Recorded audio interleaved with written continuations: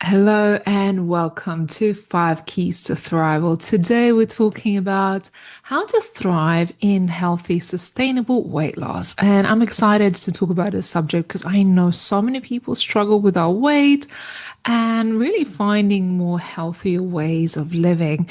And my expert and our guest today is Stacey Paige. Hi, Stacey. How are you?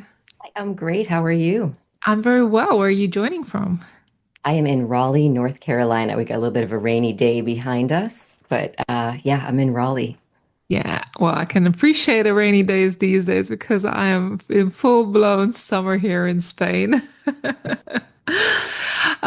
Stacey, I'm excited about this subject because I know that's also part of your story of overcoming some challenges with weight and just really making sure our health is sustainable and long term. But also, I know, and I've had conversations with our audience who may also find a lot of challenges in this area. So I think shedding some light would be super beneficial. Now, before we kick off about the subject, I want to officially introduce my guest today, who is Stacey Paige, who is a spiritual life coach and a yoga instructor who helps individuals navigate major life changes or those who are struggling with physical and emotional burdens transform their lives and take control of their inner wellness and happiness. And she believes that we are the architects of our own lives, and it's up to us to design our lives in a way that we truly want. And her approach combines the wisdom of spiritual law with practical, actionable steps to help clients live in alignment with their highest potential and optimal health. Stacey, welcome to Five Keys to Thrive today.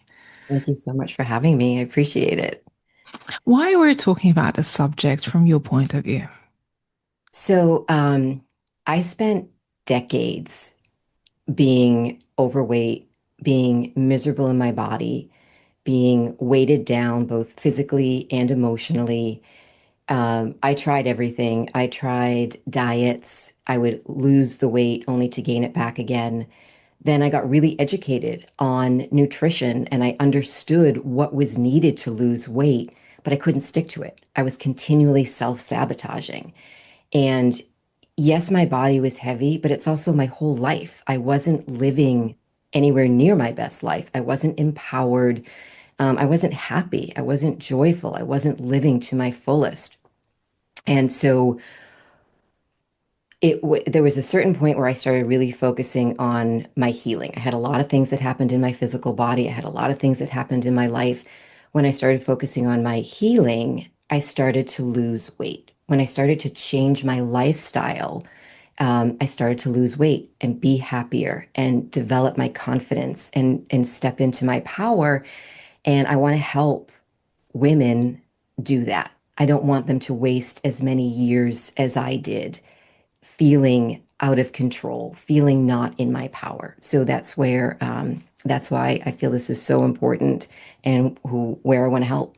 And I feel like, a lot of people looking for answers or trying solutions that are not sustainable. And I think that's something important to talk about as well, that we're looking for that fix, but sometimes the fix or the solution is laying a little bit deeper behind the surface.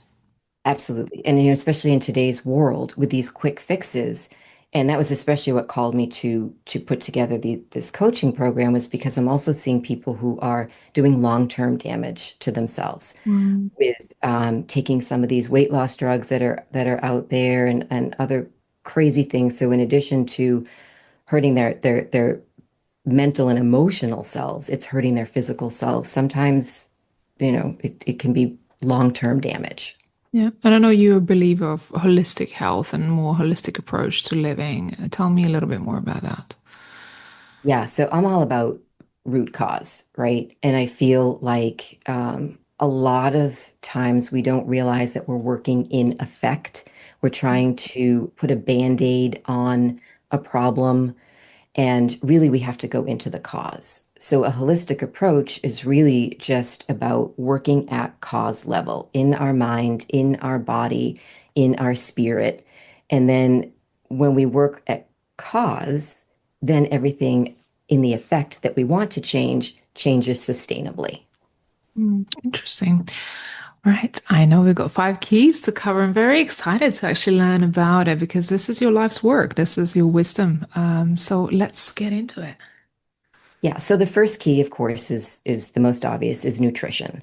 We literally are what we eat, and that includes energetically because we are consuming the energy of what it is that we're eating. So we really have to look at food and remember that our food becomes the stuff that our body uses to repair itself, to heal itself, to rejuvenate itself, or not, or tear it down. So we want to be decreasing our processed foods and increasing our plant-based whole foods. And because our plant-based whole foods, things like fruits and vegetables and nuts and legumes and whole grains, those are like chock full of antioxidants and fiber and vitamins and minerals that our healthy body is going to crave. Now we're going for a lifestyle, right? So we're not looking to be 100% clean 100% of the time. That's really not sustainable. I always say let's go for an 80-20 rule, right? 80% of the time eat clean, eat whole, and then the other 20% of the time you can play with. Now, that being said, there's one thing that I recommend that we don't play with and touch, and that is our artificial flavors and preservatives. Now, depending upon the country you're in, depends upon your rules. Here in the United States, there's a lot of that in our foods, and we're not meant to Yeah. eat chemicals. So Yeah. I always say to people, don't just read the label that says healthy or says organic. You got to turn the label around and you have to read the ingredients and just become familiar. Generally speaking, if it's something you can't pronounce, like sodium benzoate, you don't want to eat it. So kick out those artificial flavors and preservatives. Have your 20% be in things that are, you can have your cake literally, and it doesn't have to have the chemicals in it. And then your body can handle it and process it. Yeah. And then just the final piece in nutrition is water. 64 ounces of plain water a day. It does wonders for our body, for our skin, for our metabolism. And you can have your coffee, you can have your tea, you can have your bubbly water, whatever else it is, but that doesn't count towards your 64 ounces. So that is just one. And I always use this. This is a mason jar. So all I have to do is drink 3 of these a day, which is super easy to do. And I have more than covered my water. So Amazing. that's my nutrition key. Yeah. You know, people ask me, do you find it hard to diet healthy, especially now that I'm pregnant? And I say, you know what? No, because I eat for nutrition as opposed to eat to feel, that craving or whatever. So everything I eat, I think about nutrition because that's the fuel for my body and that's the way I see it. For me, it's just that perception that has always been like my choices of what I'm consuming is based on my nutrition needs. That's it. That is it. That's it. We'll talk about later when we can't make that be it. But Yeah. yeah, Hey, that's it. a bit of chocolate doesn't hurt.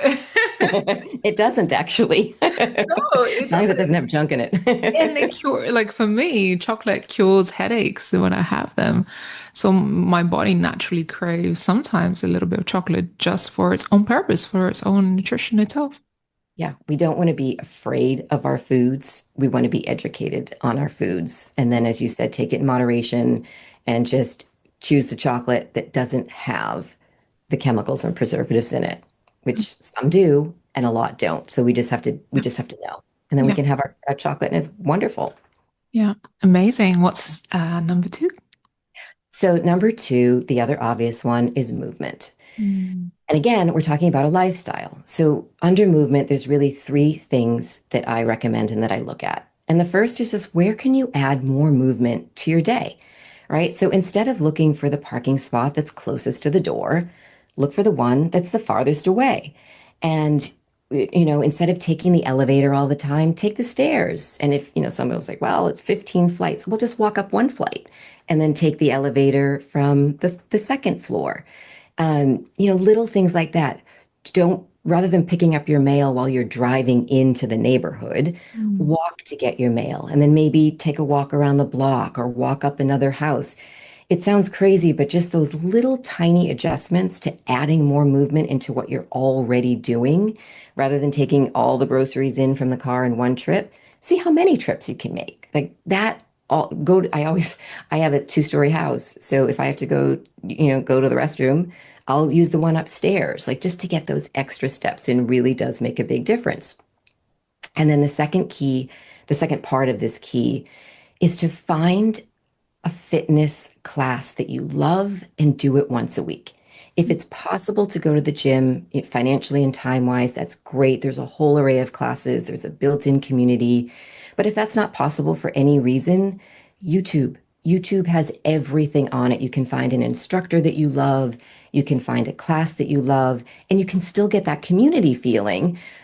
Have your neighbors join in, have your friends go to your mom's groups, like take turns going to each person's house so that once a week you're coming together, you're doing something that's fitness, but it's fun.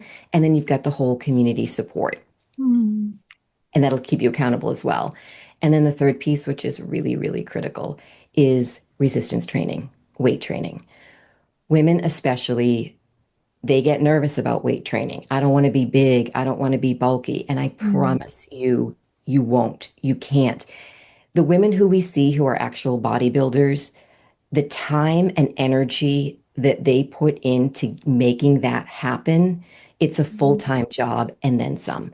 It's just we're not going to bulk up, but we are going to add some muscle, which increases metabolism, which means now you can eat a little bit more and maintain your weight, Mm. or eat the same amount and burn some more calories. You're going to be burning more calories at rest, and that's just the science behind it, right? Nutrition and movement are the science pieces of healthy weight loss and maintenance. It also is great for bone health. So, especially as we start getting past the age of, say, 30, 35, we need it for our bone health. So, again, if you go to a gym, that's great. If not, you can do it at home. And it's the same thing. You can go onto YouTube, you can go to Instagram, you can go to TikTok. All of these people who are at the height of their fitness, they put these programs together.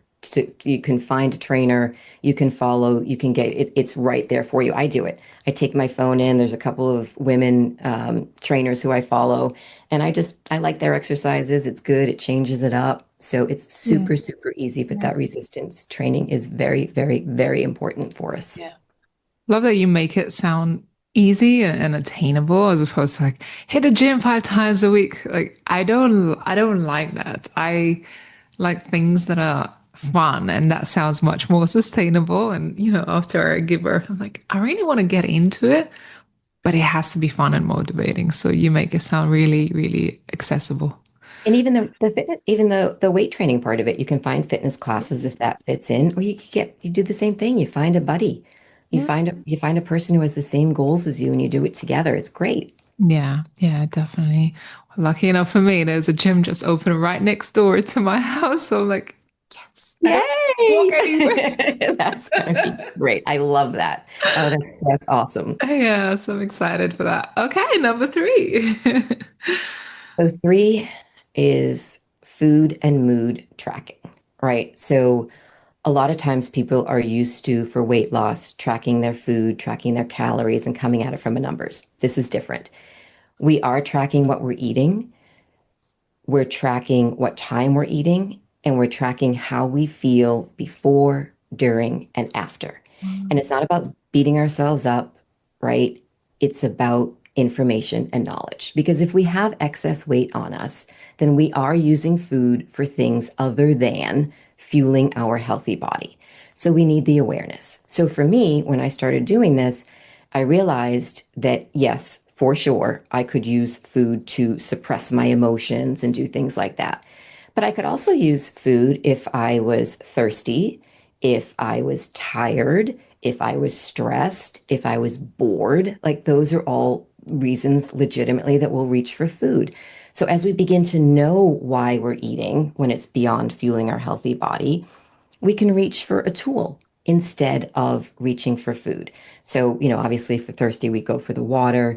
If we're tired, even if we're not able to get more sleep in at that time, going into meditation for 5 minutes, doing a 5 minute meditation, breathing exercises, you can take 1 or 2 minutes with some breath work, and you are going to energize yourself. You're going to get rid of that tiredness. It's a tool instead of using the food. And then, of course, the emotions and things like that. We'll talk about that in the next couple of keys. There's tools so that we deal and we process our emotions versus stuffing them down. But we just have to have the information. We have to know why we're eating in order to be able to take that step and utilize. That's so interesting. That is really, really interesting. And I think, knowledge is power. And when you understand your patterns and why you reach out for certain foods, it becomes much more empowering for you to know what's happening with your body and yourself. Yeah, you can't heal it until you see it. Until you acknowledge it, you can't fix it, so to speak, but you can't heal it Yeah. until you recognize it. Start your daily diary for your food and mood. Otherwise, it'll just be there, silently sabotaging you the whole time. Yeah. You just literally gave me an idea to like have a daily, just a little diary thing to write down what you consume in your mood. Even today, I felt like I didn't have the breakfast that I usually have. And I felt different. I felt different in my mood and my energy and my ability to, I guess, navigate my emotions and stress levels and things like that. And it's down, I know it was down to my nutrition this morning. Absolutely. And that's one of the other things that you learn. And I do, that's the food and mood tracker is part of the program that I have. It's right in there. And that's the other thing that you'll realize is you might be feeling whatever you're feeling. So you reach for a sugary food. And then that's why we also track what we're feeling afterwards, because afterwards we don't feel good. In the moment, it feels good. And then we tend to feel worse about ourselves and our brain functioning and all that. So again, as you said, it's information, it's knowledge that we need in Yeah. order to help ourselves. Amazing. All right. And the next step. So the fourth key is the biggie. It's healing, right? We've got to heal why we have the weight on in the first place. We have to heal why we're not able to just look at food as something that we're putting into our body as nutrition. So the example that I always love to talk about when I'm talking about healing is, women who have been sexually abused, for example. So we tend to put on weight to desexualize ourselves, right? So we get sexually abused, we put on weight because we don't want because we don't want to have that happen to us again. So that roots into our subconscious, right? Now, subconsciously, we've made a decision that when we're heavy, we're going to be safe. Consciously, however, we want to feel good. We want to be sexy. We want to be attractive. We want to look good in our clothes.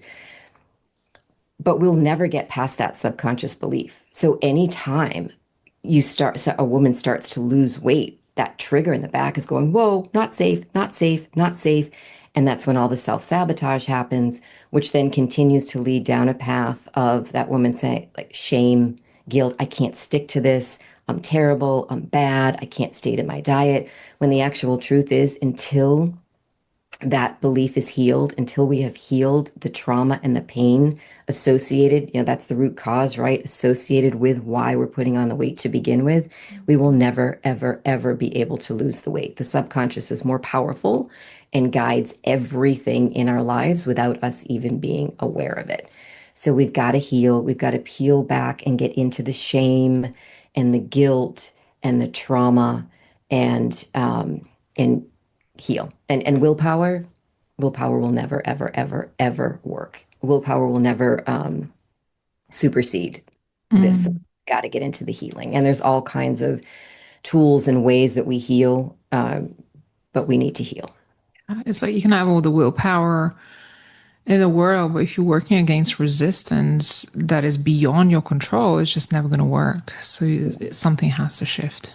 Never. And the thing is that people don't realize it's there.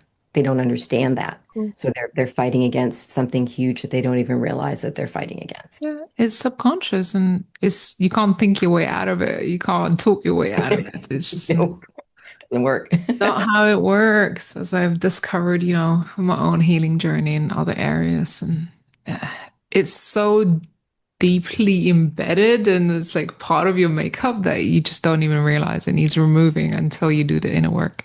Yeah, absolutely. Wow, Absolutely. amazing. Well, last but not least of the keys. So the fifth key is self-love, self-love and self-care. We are not going to feed a body that we hate nutritious foods. We're not going to take a body that we hate to the gym or give it workouts. So we've got to practice self-love and self-care. Mm, And it's not a one and done. It's not an overnight thing. It's a process to learn how to practice self-love and self-care. And where getting our nails done and a spa day, that is an act of self-love and self-care, but that's not actually what I'm talking about. I'm talking about those daily habits, the daily habits that don't cost anything, but that we have to be looking at. How are we talking to ourselves? Excuse me. How are we talking to ourselves? What are we allowing? What are we not allowing? We have got to learn how to become our biggest supporter, our own best friend. We've got to learn how to be the parent that we wanted to have. Like those are all the things that we need to learn to do mm, for ourselves. And it's a process. It is bit by bit, it's mm. thought by thought, it's action by action, it's boundary by boundary. It's a process, but that is critical. Amazing. Oh, Stacey, this really just encapsulated, I think, everything that we as women need to be in control of our health, our nutrition, and our bodies. And whatever's on the outside is reflected of what's on the inside. So I think the inner work is far greater than we even realize that takes effect on our outside. And it's just a reflection. Yeah, absolutely. It's like we can work so much in the outer world and doing our outer work, but it's going to be we're going to be fighting ourselves. We're going to be muscling through life. We're going to be forcing. We're going to be making things happen.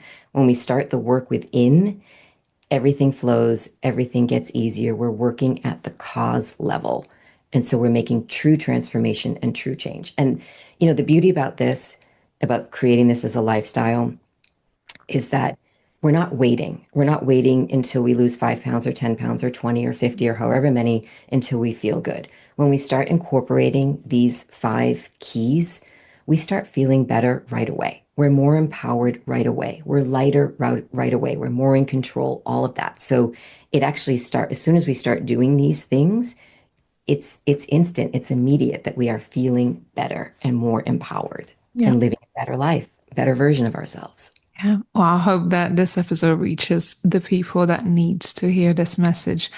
And if they're currently feeling maybe this weight loss journey and, more sustainable health is a little bit beyond their self-control or reach and they want the support, how do you support others in their own health journeys? So I have a lot of ways to support people, just depending upon how much support somebody wants. Mm, Uh, so um, I have all kinds of coaching packages. I actually have a group coaching package on this particular program. It's going to be launched in the fall. Uh, mm, and then on top of that, I have coaching packages where we have an hour session, and then and then we have our action steps. And for that whole week, it's text support, unlimited text support. We're texting every day. It's literally me holding your hand the entire time. And most people do like, a session of 10, a yeah. series of 10. Some people like to just put one in, go on their own, maybe book a half an hour session and kind of go their journey. And then they check in with me when they hit something big. So it really is person dependent. How much support do they need? And oftentimes people need a lot in the beginning, then they kind of go at it on their own, and then they hit something. We hit that thing within, and we need a little more support. So the coaching is different levels to support. And I do have with this weight loss, I have a workbook that comes along with this. That pretty much everything that we just talked about, the food and mood tracker is in there, the Wow. information that we need about nutrition, all that, it's all in that Amazing. PDF. How do they get hold of it? So you can reach me at staceypaige.com.